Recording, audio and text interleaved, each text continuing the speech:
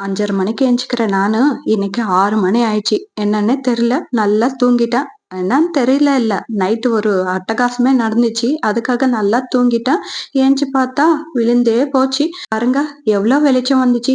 அப்புறம் என் கோலத்தோட நிலைமை பார்த்தீங்களா? அது என்ன ஆச்சுன்ட்டு கூட உங்களுக்கு ஷேர் பண்றேன். நைட்டு ஒரு அட்டகாசமே நடந்துச்சுன்னு சொன்னேன் இல்லைங்களா? இந்த கோலத்துக்கு கூட ஒரு அட்டகாசமே நடந்துச்சு. நைட்டு ஃபுல்லா ஒரே மழை. மழை பேஞ்சா சொல்லவே தேவையில்ல. கரண்ட் புட்டுக்குன்னு ஆஃப் பண்ணிடுவாங்க. ஆஃப் பண்ணிட்டாங்களா, சரி வரும், வரும், வரும்ன்ட்டு வெயிட் பண்ணிட்டே இருந்தா வந்துச்சு. அதுக்கப்புறம் என்ன ஆச்சுன்னா, இந்த பேய் படத்துல பேய் வரப்ப சிக்னல் குடுப்பாங்க இல்லையா? லைட் பிளிங்க் ஆயிட்டு வருமே, அந்த மாரி பிளிங்க் ஆயிட்டே இருந்துச்சு.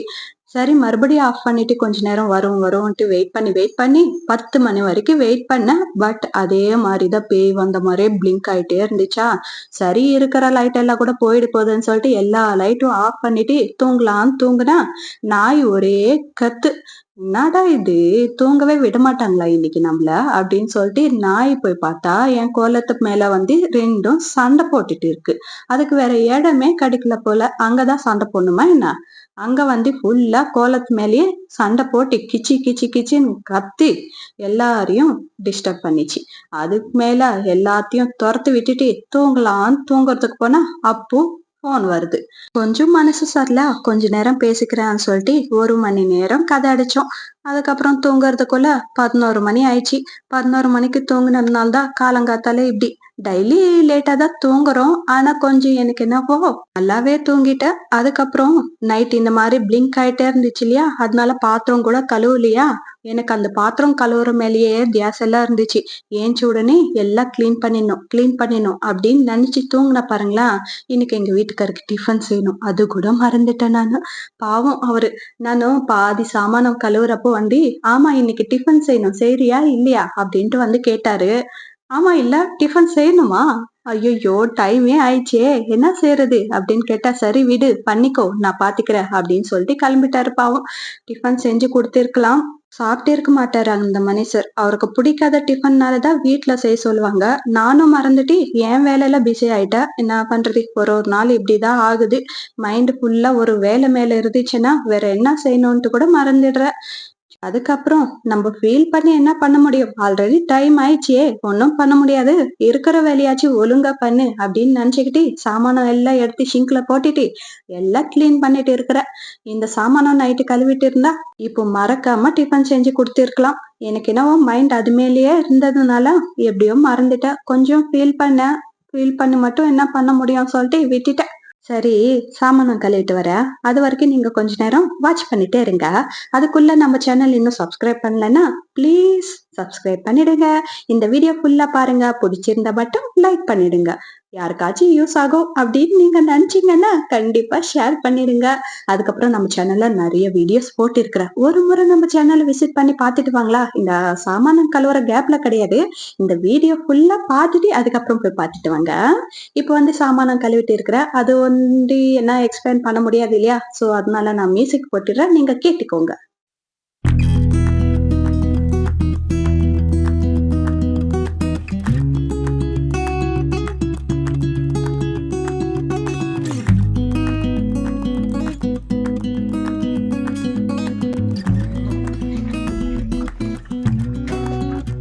இந்த சாமானம் கழுவிட்டு இருக்கிறப்போ ஒரு காமெடியே நடந்துச்சு. அந்த 2 பாத்திரம் இருக்கு இல்லையா, அது ஒண்ணுக்கு ஒண்ணு நல்லா ஒட்டிக்கிச்சு. நானும் ரொம்ப நேரம் ட்ரை பண்ண வரவே இல்ல. என் சின்னவர் ஏஞ்சி நான் அது கூட சண்டை போடுறதுக்கு கவனிச்சுட்டே இருக்கிறாங்க. சரி நான் போயிட்டு கொஞ்சம் அழுக்காயிடும் இல்லையா துணி, அதுக்காக இந்த மாதிரி போட்டுட்டு வரலாம்னு சொல்லிட்டு போனேன். அதுக்குள்ள அவரை வந்து ரிமூவ் பண்ணி வச்சுட்டு இருக்கிறாங்க. நானும் சரி நம்ம 2 பேரும் ட்ரை பண்ணலாம் இரு நானும் வரேன் அப்படின்னு சொல்லிட்டு பேசிட்டே வரேன். பட் அவங்க நான் வரதுக்குள்ளவே ஓபன் பண்ணிட்டாங்க. எவ்வளவு சக்தி பாருங்க அப்படின்ட்டு என் மூஞ்சில பாத்தீங்களா டியூப் லைட் எரியுது. நம்ம பசங்க சின்னதா ஒண்ணு நம்மளுக்கு செஞ்சுட்டாலே அது ஒரு சந்தோஷம் தானே. அது இல்லாம அதை நான் ரொம்ப நேரம் ட்ரை பண்ணேன். ஆனா வரவே இல்ல. அவ வந்து புட்டுக்குன்னு எடுத்துட்டானா, அதுல எனக்கு இன்னும் சந்தோஷம். அதுக்குதான் என் மூஞ்சில அப்படி டியூப் லைட் எரியுது. அதுக்கப்புறம் சாப்பாடு செஞ்சலாம்னு சொல்லிட்டு அரிசி ஊற வைக்கிறேன். நைட்டு சாப்பாடு இருக்கு பட் கொஞ்சமா இருக்கு. பசங்களுக்காக மட்டும் கொஞ்சம் சாப்பாடு செஞ்சு வைக்கலாம் அப்படின்னு சொல்லிட்டு சாப்பாடுக்கு அரிசி ஊற வைக்கிறேன். அதுக்கப்புறம் பசங்க ஏஞ்சாங்க. நைட்டு நைட்டு மழை பெஞ்சிச்சு இல்லையா? அதனால பெட் கூட ஜாயிண்ட் ஆயிடுச்சு. அந்த மாரி பேய் வர மாரி பயம்புடுத்திச்சு கொஞ்சம். அதனால நானும் பசங்க கூடயே தூங்கிட்டேன். அவங்க பயப்படுறப்போ நம்ம அவங்கள விட்டுட்டு தூங்க முடியாது இல்லையா? ஸோ அவங்களுக்காக நானும் அவங்க கூடயே தூங்கிட்டேன். அதுக்கப்புறம் இந்த மாரி பெட்ஷீட் எல்லாம் அரேஞ்ச் பண்ணிட்டு இருந்தோம். நல்லா இருந்துச்சு. எல்லாரும் சேர்ந்து வேலை செஞ்சுட்டு இருந்தோம். ஆனா என் சின்னவர் என்ன பண்ணாரு, அங்க இப்படி வேலை செய்றது வீடியோ எடுக்கலாம்னு சொல்லிட்டு வச்சுட்டு வந்தேனா, அவரு போயிட்டு வீடியோ ஆஃப் பண்ணிட்டு வந்துட்டாரு. அவருக்கே தெரியல ஆஃப் பண்ணது. வீடியோ ரன் ஆகுது அப்படின்னு சொன்ன உடனே சும்மா போய் டச் பண்ணாரா, ஆஃப் ஆயிடுச்சா. எங்கடா வீடியோ ஆஃப் ஆயிட்டு இருக்குன்னா, எனக்கு தெரியலையே, நான் பண்ணலையே அப்படின்ட்டு ஈஸியா சொல்லிட்டாரு. நல்லா இருந்துச்சு அந்த வீடியோ. ரெக்கார்ட் ஆயிருந்தா உங்களுக்கும் பார்க்கறதுக்கே நல்லா இருந்திருக்கும் அப்படின்ட்டு கொஞ்ச நேரம் ஃபீல் பண்ணேன். சரி விடு, இன்னொரு நாள் காமிக்கலாம் அந்த மாரி அப்படின்னு சொல்லிட்டு விட்டுட்டேன். அதுக்கப்புறம் வாசல் கழுவிட்டு இருக்கிறேன். கோலம் அப்படி பண்ணிச்சு இல்லைங்களா, மொத்தமா நீட்டா கழுவுனா தானே சாட்டிஸ்ஃபைடா இருக்கும். ஸோ வாசல் கழுவிட்டு, அதுக்கப்புறம் வீடு பெருக்கிட்டு, வீடு துடைக்கல இன்னைக்கு. ஏன்னா ஒரு நாள் விட்டு ஒரு நாள் வீடு துடைச்சுப்பேன். டெய்லி துடைக்கிறது எல்லாம் கிடையாது. பசங்களும் பெரியவங்க ஆயிட்டாங்க இல்லையா, ரொம்ப அழுக்கு பண்றது கிடையாது. ஸோ அதனால நான் ஒரு நாள் விட்டு ஒரு நாள் தான் வீடு வந்து மாப் பண்ணிப்பேன். இன்னைக்கு வந்து மாப் பண்றது கிடையாது. வீடு மட்டும் பெருக்கிட்டு, எல்லாம் அதோட பிளேஸ்ல மேட்டுங்க எல்லாம் போட்டுட்டு, அதுக்கப்புறம் மீதி இருக்கிற வேலைய ரன் பண்ணலாம்.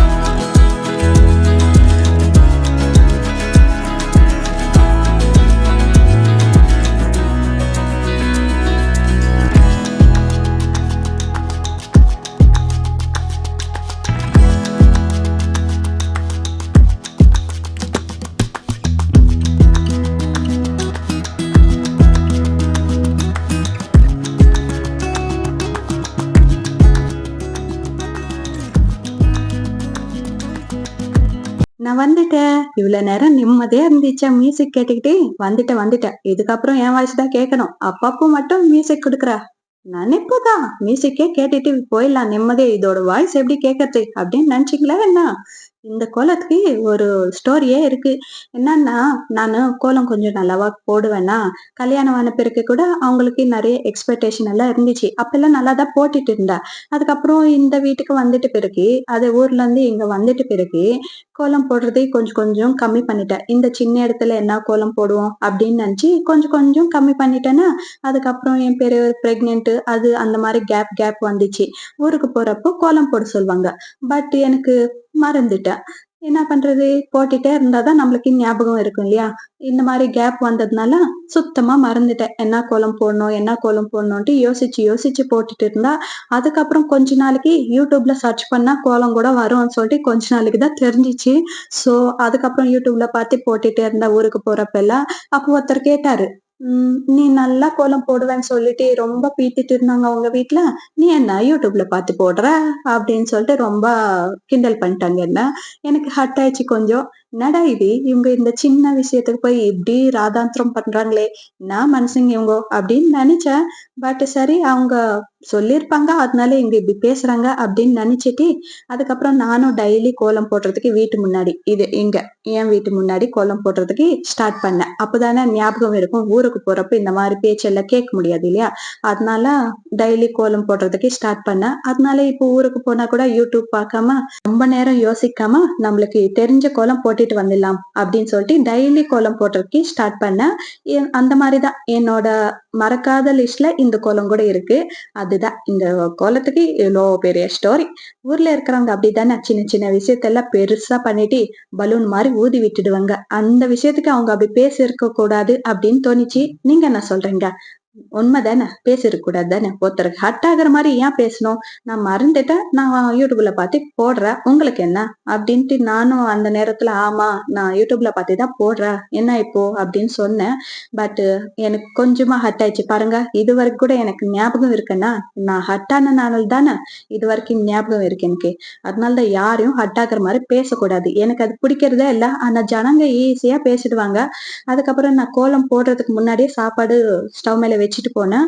சாப்பாடு கூட வெந்துச்சு. பசங்களுக்கு இன்னைக்கு லஞ்ச் கட்டு குடுக்கறது கிடையாது. மத்தியானமா குடுத்து அனுப்பலாம்னு சொல்லிட்டு, இப்போ வந்து சிம்பிளா ரைஸ் ஒண்டி வச்சுக்கினேன் இப்போ சாப்பிடுறதுக்கு.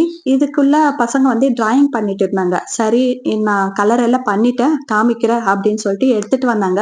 அதுக்கப்புறம் கேமரா கூட காமிக்கிட்டா அப்படின்ட்டு கேட்டாங்க. என் சின்னவர் வந்து இப்பதான் டிராயிங் கத்துக்கிறாரு. ஆனா பெரியவர் வந்து நல்லாவே போடுவாரு. அவர் சின்ன வயசுல இருந்து அவருக்கு அது பேஷன். அவனை பார்த்துதான் இவ போட்டுட்டு இருந்தா. அவ போட்ட டிராயிங் பார்த்துதான் இவரு போட்டாரு இன்னைக்கு. நல்லா இருந்துச்சு அப்படின்னு சொன்னேன் இல்லைங்களா? என் பெரியவர் தூக்கிட்டு வந்துட்டாரு. 2, 3 நாளா போட்ட டிராயிங் எல்லாம் எடுத்துட்டு வந்து, நானும் டிராயிங் போட்டேம்மா பாரா அப்படின்னு சொல்லிட்டு எடுத்துட்டு வந்துட்டாரு. ஆனா அவர்கிட்ட எனக்கு கொஞ்சமா பிடிக்காதது அப்படின்னு ஏதாச்சும் இருந்துச்சுன்னா, எப்ப பார்த்தாலும் கார்ட்டூன் டிராயிங்கே போட்டுட்டு இருப்பாரு. எனக்கு என்னன்னா வேற வேற போட்டாதான் நாலேஜ் வரும் அப்படின்னு நான் நினைப்பேன்.